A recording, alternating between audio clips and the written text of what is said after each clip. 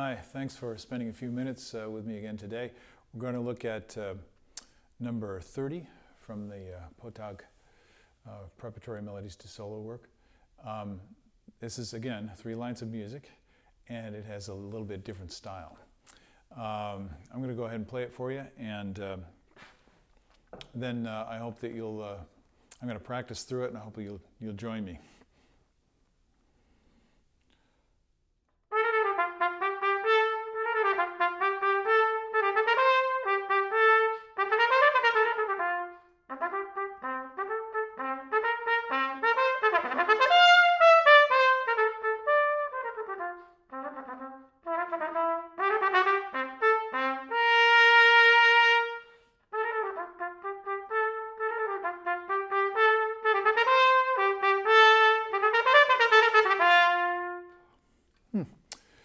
Okay, you know, maybe it's just me, but when I play these things, I start by looking at the music and trying to get a clear idea of what I want it to sound like before I even play it on the trumpet. I might sing it to myself. Of course, I want to have the pitches and the rhythms as clear in my mind as possible, because those are the basic ingredients, the fundamental ingredients. But when it comes to the kind of expression that we want to have, I need those basic ingredients first, and then I'm going to start to do some refinement. And this is where the fun is, because you can play. So this is not about right or wrong. It's not about correctness. It's about whatever is appropriate to the character of the music, and that's in your musical imagination. So I'll show you some of those things today, but let's deal with the quote-unquote technical issue first. A lot of these tunes, and I'll probably bring this up many times because the way they're written can be quite challenging for trumpet players. They have specific dynamics in them, and many times we don't honor the dynamics as much as we should. Now, again, don't think of this as a mechanical thing. It's not like, you know, turning your stereo up and down. You're not going to be using the decibel meter in your app in your phone to measure the loudness. It's not about actual physical sound pressure, although that's part of the ingredient. It's really about attitude. So what is the personality, you might say, or the mood, or the character of the music? Now this says, it doesn't give you a tempo. It says allegro vivace. Vivace is lively, so that gives you an idea of the character. It should be lively. And to me that means, you know, sprightly,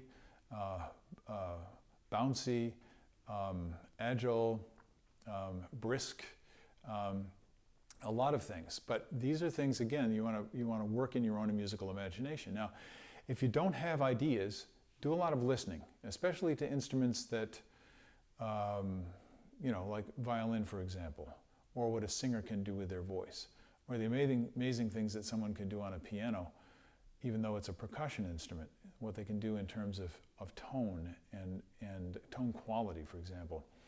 When you listen to the best musicians you can find, and now it's pretty easy to do so, you'll start to feast on those wonderful flavors. And then if you're willing to, if you're motivated to work hard enough, you'll start to bring those flavors into your playing. So the dynamic change, I'll just show you a way that I work on it. I need to find out what mezzo forte is. Literally, it's medium strong. Okay, but what does that mean in the context? And then I have my baseline dynamic.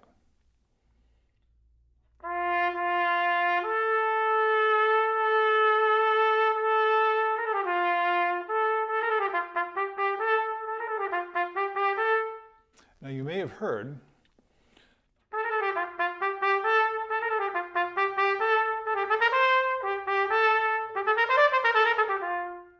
if you listen closely, you'll hear me using what might be called phrasing dynamics.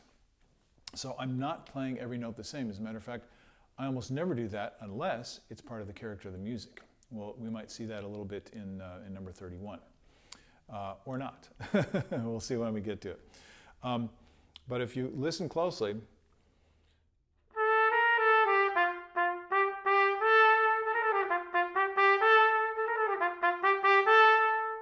You see, I created a shape by changing the color a little bit and the dynamic intensity. And these are things that if you hear it, and it's very possible that you do hear it that way, now your job is to listen to what's actually coming out of your horn to see whether it matches up with that wonderful thing that's in your musical imagination. And that's what makes this fun. At least that's what makes it fun for me. It can also be really frustrating. Now you heard a quick dynamic change at the end.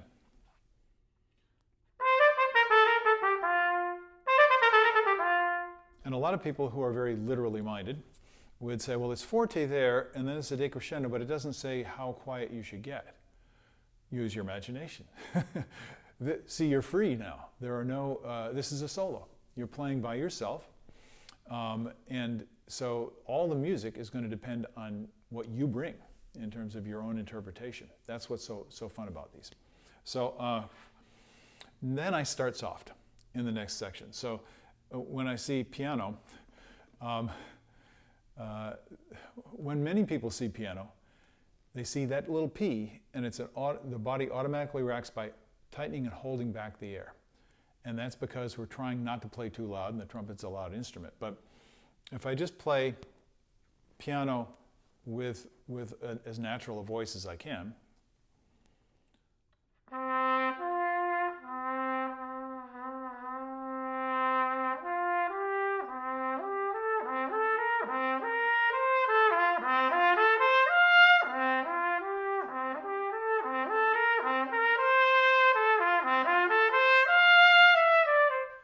you see what I'm doing? I'm creating a consistent feeling of moving forward through gradually increasing the dynamic. Why? Well, if I look at the music, it goes like this.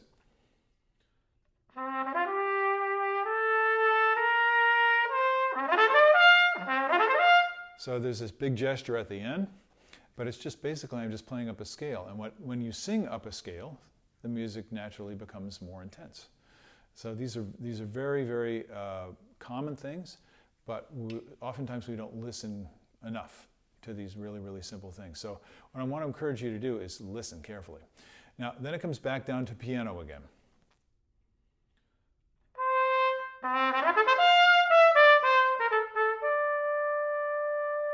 Now I stopped on that note, and I do this a lot. When I stopped on the note, I could tell that I was squeezing it a little bit instead of singing it free with my voice all the way open.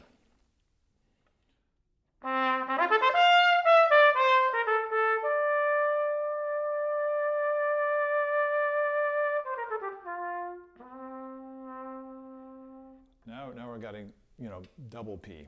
Okay, so what happens a lot is this.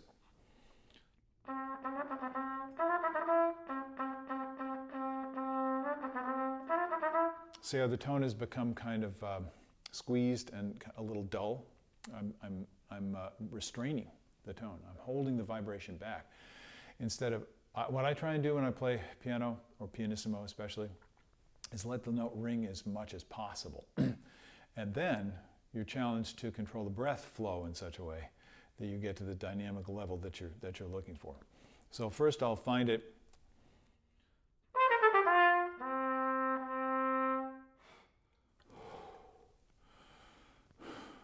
Relax.